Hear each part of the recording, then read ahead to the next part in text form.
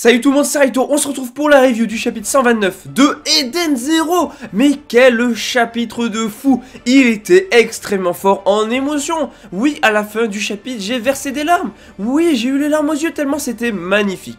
Le chapitre 129 est incroyable et j'ai qu'une envie, c'est d'avoir ça en animé tellement c'était magnifique.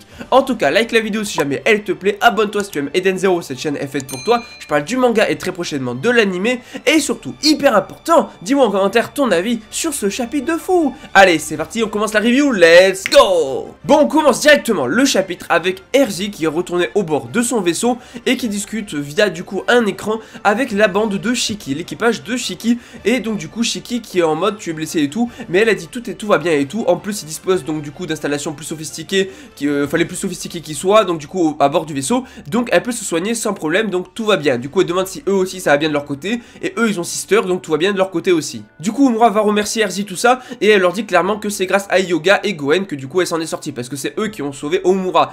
En tout cas c'est vraiment super sympa, et on a Rebecca qui pose qui dit un truc très intéressant, c'est le fait que effectivement Erzi a galéré et a eu du mal, et a été mise en difficulté contre Justice, et donc du coup Shiki qui rajoute qu'il est super balèze et tout, et donc là elle va un petit peu leur expliquer que c'est Anoration Seis et qu'ils sont normalement aussi puissants et supposés aussi puissants que du coup les généraux galactiques démoniaques. Du coup comme le précise Goen, pour des gens normaux, des navigateurs normaux, ça ne pose pas de problème, c'est plutôt rassurant d'avoir ce genre de gars, mais pour donc du coup des gens un petit peu comme l'équipage de Erzi, ça c'est juste une source d'ennui en fait.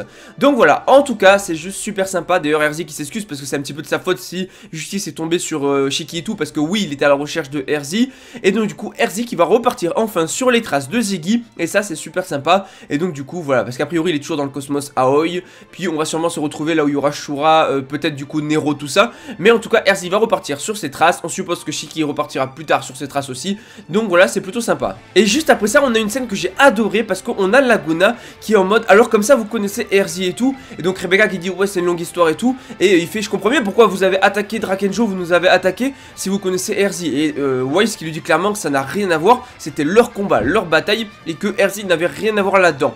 Et Laguna qui fait ouais remarque, c'est vrai que vous auriez pu venir avec elle, ça aurait été beaucoup plus simple, vous l'avez pas fait, va comprendre.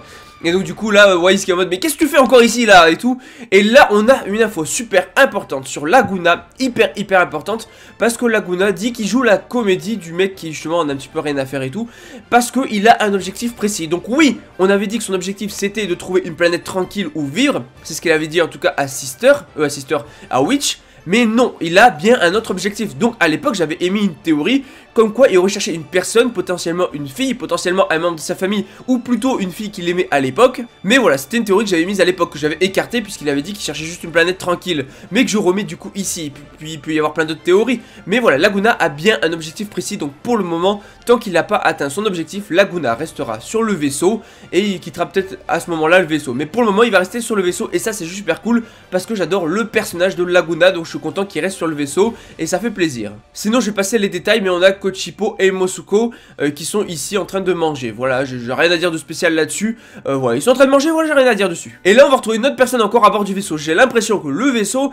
c'est un hôtel le truc, parce que là entre Laguna, Chris, Clean, la petite fille, Kochipo, c'est un hôtel l'Eden Zero. On a cette petite fille qui s'appelle je crois Haruna, et qui a perdu son vaisseau Mi qui avait été sauvé par Rebecca, et du coup Witch va lui parler, parce que oui, Witch va lui dire moi aussi j'ai perdu quelqu'un qui m'était cher, qui était aussi un robot. Il s'agit bien sûr de Valkyrie, et là petite scène très touchante, et on a du coup la petite fille qui pleure parce qu'elle regarde la photo et elle n'a même pas d'appétit, elle ne mange pas, elle est trop triste et tout, et on a Witch qui lui dit c'est vrai que voilà plus tard voilà il faut pour elle, enfin pour les méchants qu'on a perdus, ils voudraient pas nous voir comme ça, donc il faudra sourire, il va falloir sourire. Sauf que pour le moment, tu as le droit de verser toutes les larmes de ton corps, parce que je me rappelle de Sister Evely et Witch, comment elle avait pleuré à la mort de Valkyrie, c'était magnifique. Et même là, cette scène est super belle, parce que oui, les humains peuvent pleurer pour des robots, tout comme les robots peuvent pleurer. Ce qui prouve bien, encore une fois, que les robots et les humains ont tous les deux du cœur. On n'a pas vu la scène, mais on apprend que Rebecca l'a conduite, la petite fille Haruna, directement là où le petit robot est mort, et franchement bah, c'est triste. On n'a pas vu la scène, ça aurait été encore plus triste et tout, mais ça change rien au fait que la scène est touchante, elle est poignante. En plus de ça, elle n'a plus ses parents, c'était le seul truc qui lui reste. Du coup je me demande si cette petite fille là va pas rester à bord de l'équipage de Eden Zero. Voilà, tout comme Erzi était resté dans l'équipage de Eden Zero à l'époque quand il l'avait recueilli. avant qu'elle quitte l'Eden Zero pour créer son propre équipage. Je me demande si du coup elle restera pas un petit moment dans l'équipage, ou alors ils vont essayer de trouver une planète tranquille, peut-être des parents qui l'accepteront, qui la voudront, pour la déposer sur une planète, pour qu'elle ait de nouveau une famille, ou alors vu que c'est une orpheline, peut-être pourquoi pas la déposer directement quand ils retourneront à la bougie du météore, la déposer à la guilde pour lui trouver quelqu'un, je ne sais pas. Bon là ils partent vers le cosmos Aoi, donc très peu de chance, mais pour le moment cette petite fille, en plus de Laguna, Chris et Clean, va rester à bord de l'équipage. Bref, pour conclure par rapport à elle, on va avoir du coup cette petite fille Aruna qui va pleurer de toutes ses larmes dans les bras de Witch, et la scène est super belle. Sinon, Xenolite est toujours en vie. Voilà, si c'était arrêté, c'est parce qu'il a transféré ses données dans le cloud, ce qui fait que du coup il était temporairement en arrêt. Là il a récupéré toutes ses données, il est revenu à la vie, le petit chevalier Obusai, le petit donc du coup Xenolite, et il a parlé d'une mission que seul Shiki peut accomplir. On ne sait pas du tout qu'est-ce que c'est, est-ce que c'est arrêter Ziggy, je ne sais pas, mais en tout cas voilà, ou alors c'est par rapport à la gravité, mais il a parlé d'une mission que seul Shiki peut accomplir, donc du coup on verra ce que c'est. Pas beaucoup plus d'infos là-dessus, donc il me fait toujours rire, voilà, donc ça a l'air d'être un petit obsédé, voilà, un petit peu à la Makarov, donc pourquoi pas, ça peut être très sympa à voir, mais il est plutôt marrant, et pour le moment, lui aussi reste dans l'équipage. Quand je vous dis que c'est un hôtel, le truc, entre Xenolite, Aruna la petite fille, Clean, Chris, Laguna, Kochipo, le truc, c'est un hôtel. Sinon, encore une scène que j'ai trouvée magnifique. On a Wise qui va parler du coup à Chris et qui va lui dire que le professeur Muller lui a tout raconté et que du coup ce qui arrive à sa soeur et tout, il le sait. Et donc du coup on a Chris qui est en mode quoi, t'as vu le professeur Muller et tout, et on a Wise qui est en mode je l'ai réduit en bouillie. Bon alors il a réduit en bouillie, il l'a défoncé, il restait avec la tête et tout. On avait Armit qui lui avait donné un coup de poing. Bon, il n'est pas mort. Ah, je suis dégoûté, il aurait dû mourir, ils auraient dû le tuer, Chris aurait dû le tuer. C'est à Chris qui doit le tuer, franchement. Là, vraiment, bon, du coup, je sais pas comment il va se débrouiller parce que le gars, il a juste une tête, donc je sais pas comment il va faire. Voilà, on verra. En tout cas, cette scène est magnifique et on a Wise qui est en mode, voilà, donc j'avais mes raisons, je vous ai malmené, tout ça, mais j'avais mes raisons et tout.